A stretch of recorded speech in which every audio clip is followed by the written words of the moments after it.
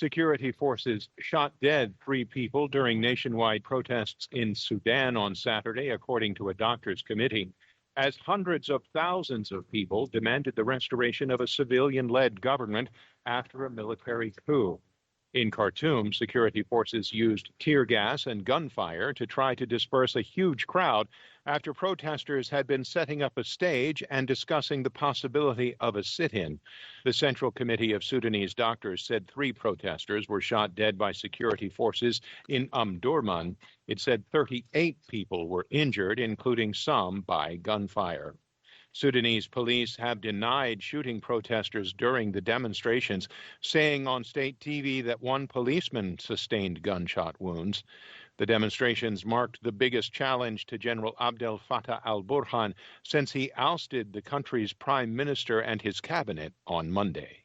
The United States and the European Union are settling a diplomatic rift over Trump-era steel and aluminum tariffs, AP's Ben Thomas reports. The White House says the tariffs won't be removed entirely, but under a new agreement with the EU, some quantity of European steel and aluminum will be allowed to enter the U.S. without tariffs. In exchange, the EU is dropping retaliatory tariffs and will ensure steel entering the U.S. via Europe is produced entirely in Europe. The Trump administration imposed the tariffs in 2018, claiming foreign steel and aluminum were a threat to U.S. national security.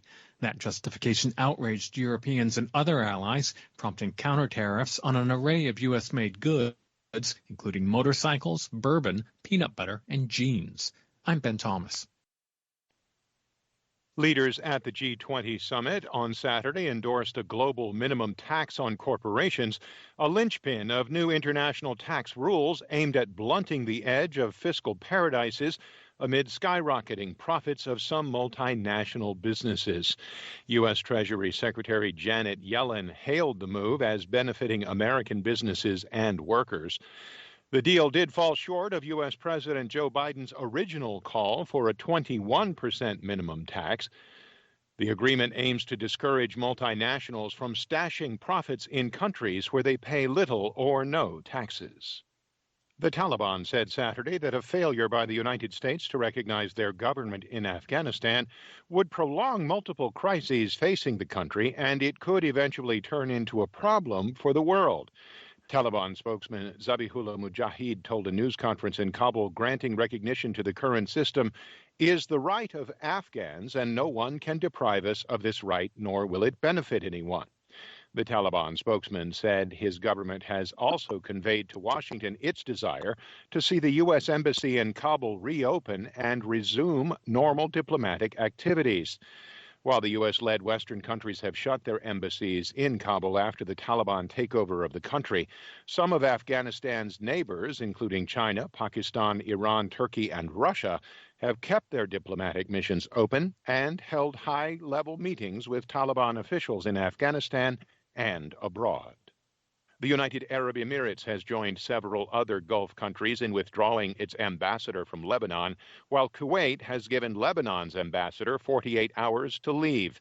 The moves came after Lebanon's information minister, Georges Kordahi, criticized the war in Yemen, in which a Saudi-backed coalition is fighting Houthi rebels backed by Iran. The diplomatic dispute, which has also seen Bahrain expel Lebanon's envoy, has dealt another blow to Lebanon, which is already in the midst of crippling political and economic crises. Actor Alec Baldwin has spoken publicly for the first time on camera about the cinematographer he fatally shot on the movie set of Rust, calling her a friend and saying he is in constant contact with her grieving family. Baldwin spoke to photographers Saturday on a roadside in Vermont. He called the film crew very, very well oiled until this horrible event happened. Investigators believe Baldwin's gun fired a single live round that killed cinematographer Helena Hutchins and wounded director Joel Souza. Baldwin said he was speaking out so that photographers would stop following him and his family.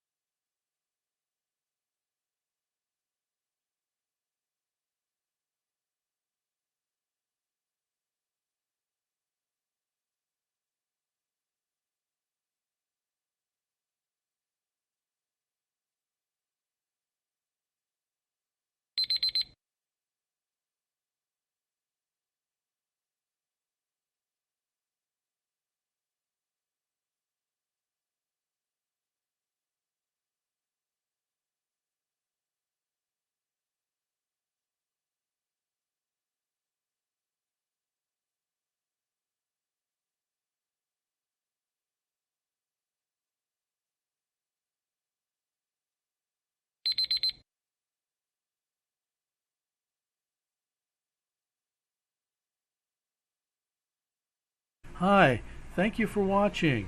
I hope the videos are useful for you. Please subscribe to my channel using the button below.